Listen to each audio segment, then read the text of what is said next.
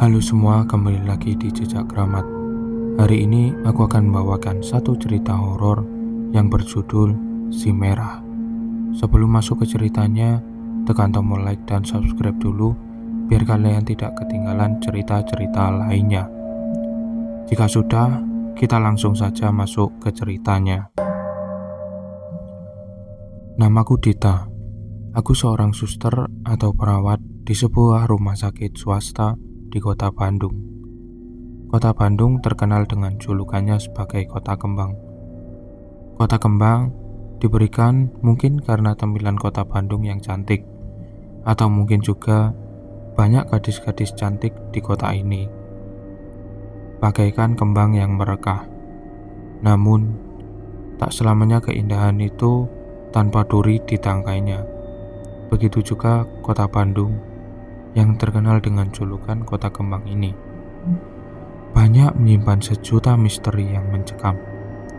Sedikit tentang sisi lain dari kota Bandung yang dapat aku tuliskan berdasarkan pengalamanku bekerja di sebuah rumah sakit, Suster Merah.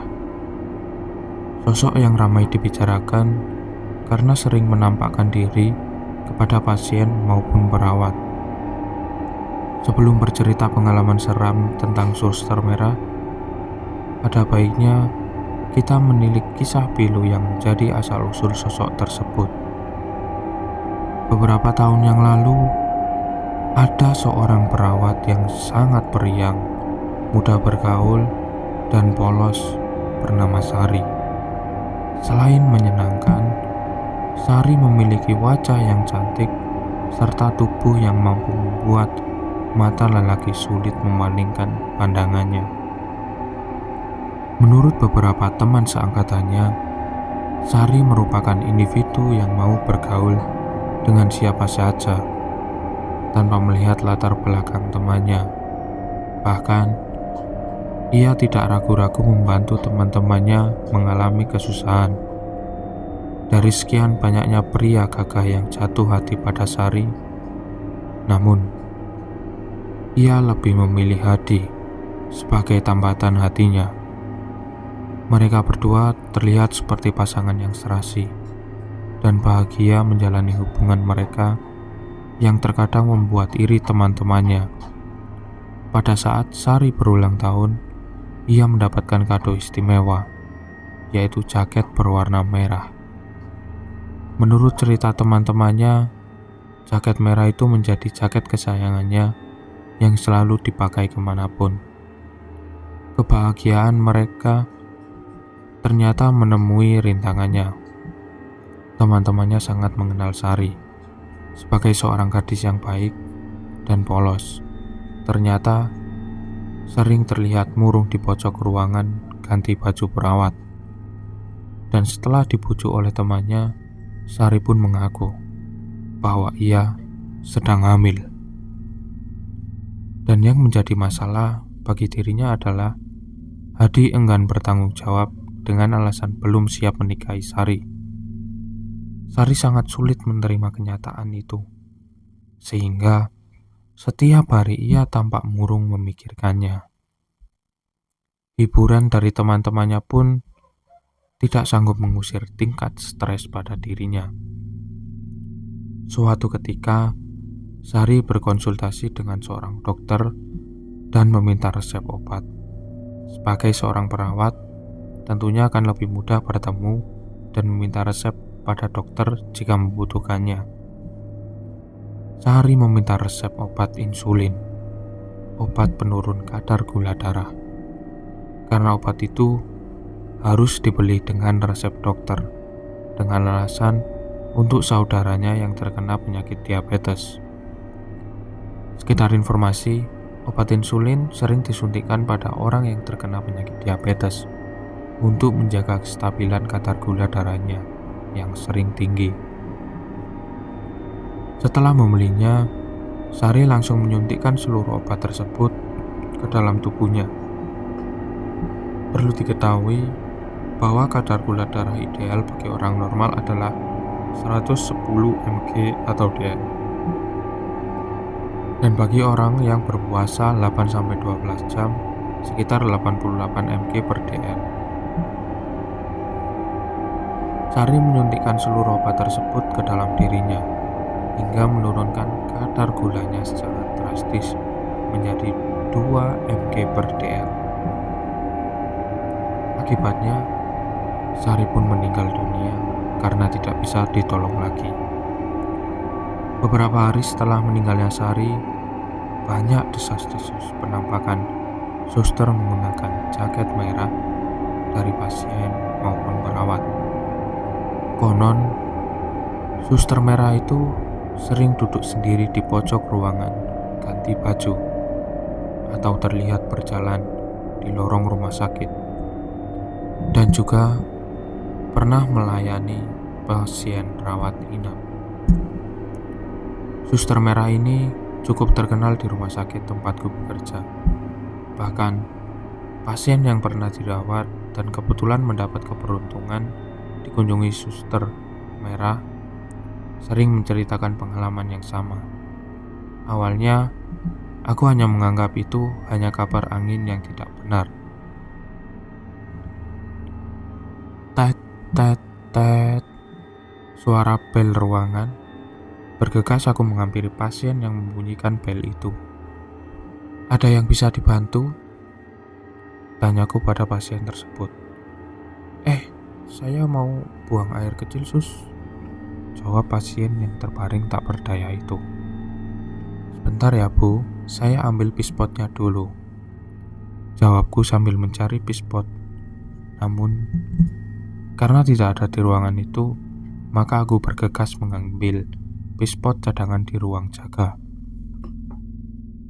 "Ayo Bu, sini, saya bantu," jawabku sambil membawa pispot.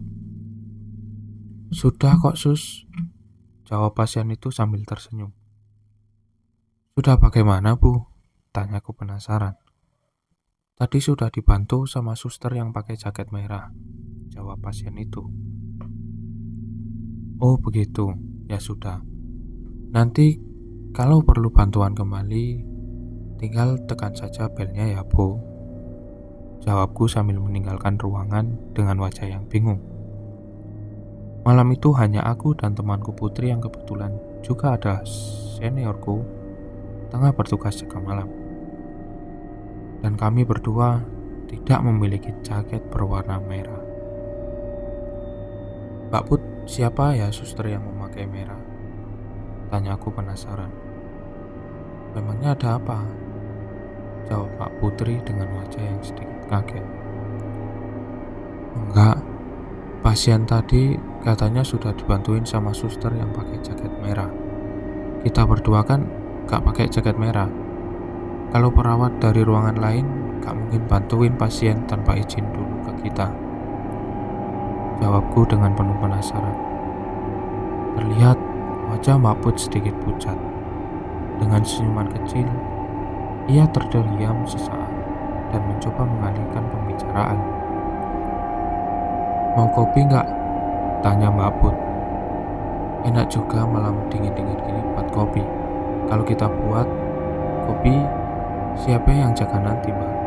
tanyaku. "Udah, kamu jaga aja di sini, biar aku yang buatin," jawabnya sambil melangkah pergi. "Oke, Mbak," jawabku dengan cengisan. Tak lama berselang, Mbak Putri kembali. "Ini tah kopinya. Tapi tadi tumpah sedikit," kata Mbak Put dengan wajah yang ketakutan. "Ada apa, Mbak? Kok kayak ketakutan begitu?" "Gak apa-apa kok, diminum kopinya tah," kata Mbak Putri.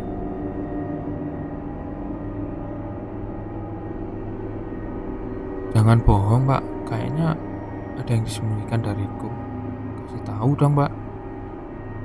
Tadi aku lihat suster merah tah." "Suster merah? Jadi siapa suster merah itu? Di ruangan mana dia?" tanyaku yang semakin penasaran. Sebenarnya yang dilihat sama pasien itu bukan perawat seperti kita tah. Jadi perawat kayak gimana, Mbak? Jadi bingung aku, tanyaku yang semakin bingung. Suster merah itu julukan buat hantu perawat yang sering menampakkan dirinya, jawab Mbak Putri dengan wajah yang semakin ketakutan. Oh begitu, jawabku dengan cuek. Jujur, aku kurang percaya sama hal seperti itu. Karena menurutku, hal seperti itu bisa saja hanya halusinasi karena ketakutan. Tet. Bunyi bel terdengar sekali. Aku terbangun dan karena melihat Mbak Putri yang sedang tertidur nyenyak, segera aku menuju ruangan pasien. Ada yang bisa dibantu? Namun, pasien sedang tertidur. Kebetulan, di ruanganku hanya ada satu pasien rawat inap malam itu. Mungkin dia lelah, gumamku dalam hati, dan aku pun segera melangkah kaki menuju ruangan jaga. Suasana tampak dingin dan sepi saat aku berjalan menyusuri lorong rumah sakit menuju ruang jaga. Sambil menguap karena ngantuk, aku berpas-pasan dengan seorang perawat. Wajahnya sangat anggun dengan bodi yang indah. Namun, aku sangat asing dengan wajah suster tersebut. Ia tersenyum padaku, dan aku pun membalas senyumannya. Setelah berpapasan, aku pun teringat dengan suster merah. Karena aku melihat perawat tadi menggunakan jaket merah. Segera aku menoleh ke belakang. Aku terdiam sejenak karena tak ada seorang pun di belakangku. Mana ya perawat itu? Lorong lurus begini, dia belok kemana ya? Gumamku dalam hati. Aku bukanlah orang yang mudah percaya dengan perkataan orang lain mengenai penampakan hantu atau sejenisnya. Aku percaya bahwa makhluk dari alam lain itu ada, tetapi sangat sulit bagiku untuk percaya bahwa mereka bisa datang dan pergi sesuka hati di hadapan kita. Aku kadang-kadang suka menonton acara dunia lain dan uga-uga, tetapi aku menonton acara itu tidak lebih karena tingkah laku pesertanya yang lucu, bukan karena penampakan hantu yang dibesar-besarkan oleh mereka. Menurutku, penampakan yang ada hanyalah rekayasa mereka untuk mendongkrak popularitas acara. Setelah kejadian bertemu dengan seorang suster yang menggunakan jaket merah, sering terpikirkan olehku, apakah benar mereka bisa masuk ke dunia manusia? Apakah benar orang yang sudah meninggal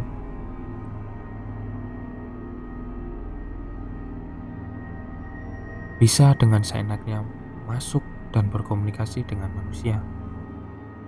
Seberapa banyak cerita mengenai suster merah yang telah aku dengar tetap tidak mengubah keyakinanku. Aku yakin penampakan hantu atau makhluk halus hanyalah halusinasi semata. Kebetulan hari itu aku mendapat jadwal shift siang dari jam 3 sore sampai jam 9 malam. Dengan wajah yang lelah dan ngantuk, aku dan teman shiftku berjalan menuju ruangan ganti perawat sambil bercanda. Waktu itu kami telat pulang karena harus melakukan beberapa urusan dulu. Saat serah terima atau pergantian perawat jaga, kami pun sampai di ruang ganti dan segera bersiap-siap ganti baju dan penampilan. Mungkin telah menjadi prinsip perawat pada umumnya bahwa saat datang dan pulang dari rumah sakit, penampilan harus tetap nomor satu. Sekejam apapun pasien di rumah sakit, sekeras apapun kerjaan yang diberikan, jika waktu telah menunjukkan berakhir jam kerja, maka penampilan harus berubah 280 derajat. Kecuali perawat yang sudah berumah tangga. Karena kami telah datang ke ruang ganti baju, perawat lain yang duluan mulai keluar ruangan untuk pulang. Kebetulan di dalam ruangan itu hanya tinggal kami berdua. Setelah selesai berganti baju, kami pun bersiap untuk pulang. Namun, temanku pergi ke toilet dulu dan meminta menunggu. Saat sedang memainkan HP sambil menunggu temanku, aku merasa ada seorang di pojok ruangan. Dan ketika aku menoleh, ternyata benar. Ada seorang perawat yang sedang duduk sendiri sambil melamun. "Kok belum pulang, Mbak?" tanyaku. Perawat itu tetap dalam lamunannya, tanpa menjawab pertanyaanku. Karena aku tipe orang yang sok akrab, aku pun berjalan mendekati perawat itu. "Pulang sendiri atau dijemput, Mbak?" Perawat itu tetap diam, tanpa menoleh padaku sedikit pun. "Ada apa, Mbak? Mukanya kok sedih?" Aku bertanya kembali. Perawat itu tidak menjawab, namun ia menoleh dan menatap tepat ke mataku. Ia menatapku dengan mata yang berkaca-kaca. Sekilas, aku memandangi wajah perawat itu dan perasaanku tidak asing dengan wajahnya. Dan aku pun melihat jaket merah yang digunakannya.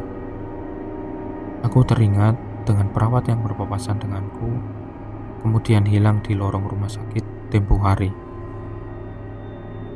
Belum selesai aku mengingat, terdengar suara pintu toilet dan temanku memanggil. "Kita di mana?" "Di sini, Vin," jawabku sambil menoleh ke belakang. "Ngapain di situ? Ayo pulang." "Ini aku lagi ngobrol sama..." Aku menjawab sambil bengong, karena di tempatku tidak ada siapa-siapa. "Ngobrol sama siapa?" tanya temanku sambil berjalan mendekat. "Tadi ada perawat yang ngobrol sama aku di sini, tapi sekarang kok gak ada ya?" "Perawat mana?" tanya temanku yang juga ikut penasaran.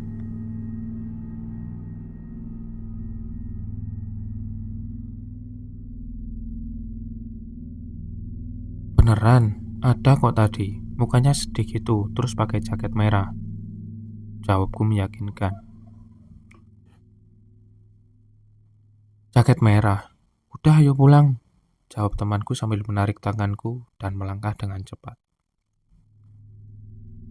Aku terus memikirkan bagaimana perawat itu bisa menghilang di ruang ganti baju yang pintu masuk dan keluarnya hanya satu.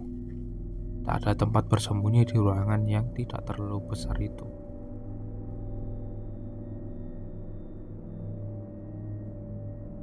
Keesokan harinya, aku bertanya pada temanku, "Vin, aku penasaran dengan perawat kemarin."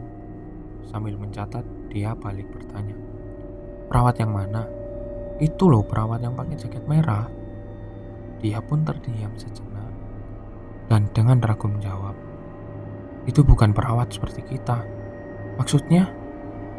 "Pernah dengar tentang suster merah kan?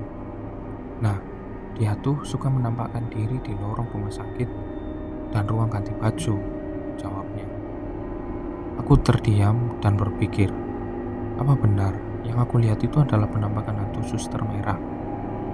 Keyakinanku mulai goyah. Aku ingin tetap tidak percaya tentang penampakan hantu, namun aku melihatnya 2 kali dan menghilang begitu saja. Apakah benar atau tidak, hantu bisa dilihat oleh manusia? Aku tidak tahu. Tapi pengalaman yang aneh dan sulit dijelaskan secara logika ini tidak akan aku lupakan. Oke, cukup sampai sini saja ceritanya. Jika kalian suka dengan cerita ini, tekan like dan subscribe-nya dan tekan tombol share-nya. Oke, sampai sini saja ceritanya. Sampai jumpa di cerita-cerita terbaru lainnya.